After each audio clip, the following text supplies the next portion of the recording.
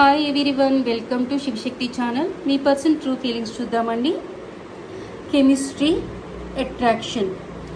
మీ person ఇప్పుడు strong attraction feel అవుతున్నారండి. మీకు చాలా స్ట్రాంగ్ అట్రాక్షన్ ఫీల్ అవుతున్నారు. చాలా స్ట్రాంగ్గా ఉంది తన అట్రాక్షన్.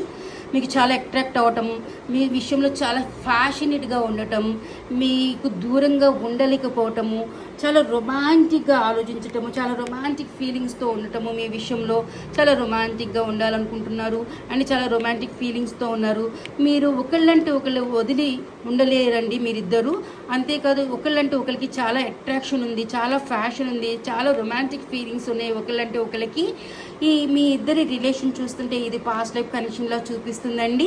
ఇక్కడ చిల్డ్రన్ ఉందండి.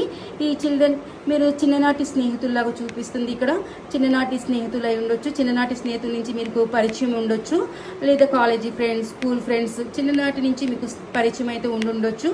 ఇది సోల్మేట్ కనెక్షన్గా కూడా చూపిస్తుందండి. మీ ఇద్దరి మధ్యన సపరేషన్ ఉండుంటే మీ పర్సన్ మిమ్మల్ని ఇంకొక ఛాన్స్ అడగాలనుకుంటున్నారండి.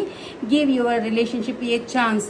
మీ పర్సన్ సపరేషన్లో ఉండుంటే మిమ్మల్ని ఒక ఛాన్స్ వచ్చి అడగాలనుకుంటున్నారండి. ఎందుకంటే మీకు దూరంగా అయితే ఉండలేకపోతున్నారు, చాలా అట్రాక్ట్ ఫీల్ అవుతున్నారు. మీకు మీ ఇద్దరి మధ్యన సపరేషన్కి కారణము ఫ్యామిలీ ఇష్యూస్ కానీ రిలీజియస్ ఫ్యాక్టర్స్ కానీ అయి ఉండొచ్చండి.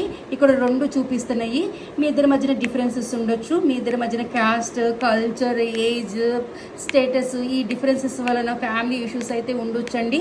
ఈ ఫ్యామిలీ ఇష్యూస్ని మీ పర్సన్ హీల్ చేయాలనుకుంటున్నారండి. ఈ రిలేషన్ కోసం మీ పర్సన్ ఎఫెక్ట్ పెట్టాలనుకుంటున్నారండి.